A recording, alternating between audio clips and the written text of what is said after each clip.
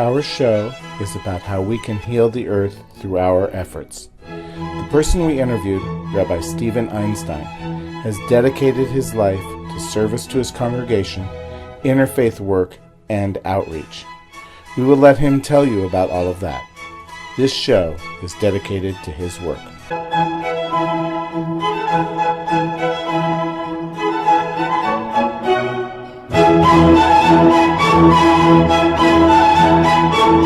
Thank you so much for taking the time to meet with me. I really do appreciate you sharing your valuable time. Please tell us your full name, a little bit about where you were born and grew up, and your family of origin. My name is Stephen Einstein. I was born in Los Angeles, and I grew up primarily in the San Fernando Valley. I have lived in Southern California nearly all of my life.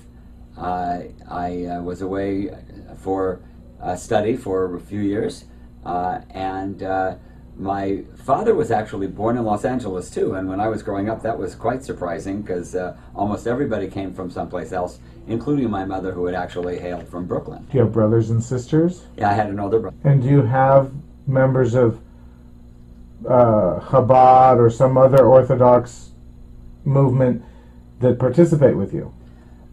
I sure wish the answer could be yes. It is our hope that that would happen eventually. It is the people who are currently involved are rabbis who would be classified as Reform, Reconstructionist, Conservative, and what we now call trans-denominational. Trans-denominational people are typically those who have gone to an institution like the Academy for Jewish Religion or the rabbinical school at the Hebrew College in Boston, which were set up specifically not to be affiliated with any movement, but to serve, across the board. So we have all of those groups.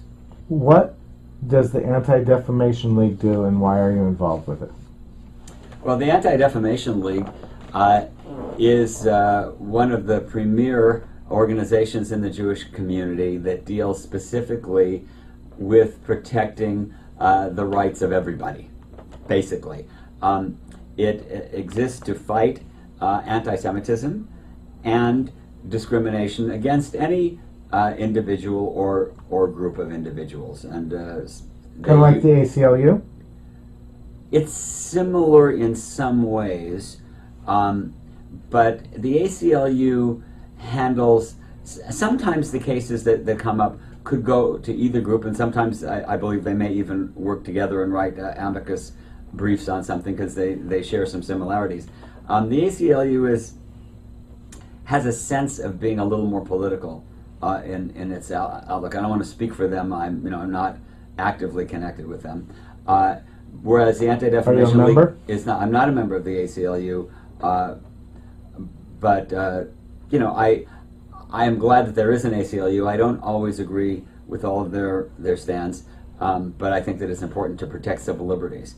The Anti-Defamation League deals specifically with discrimination, such as if a company would say to an employee, well, if you have to work on Yom Kippur, and if you don't, you're going to be fired.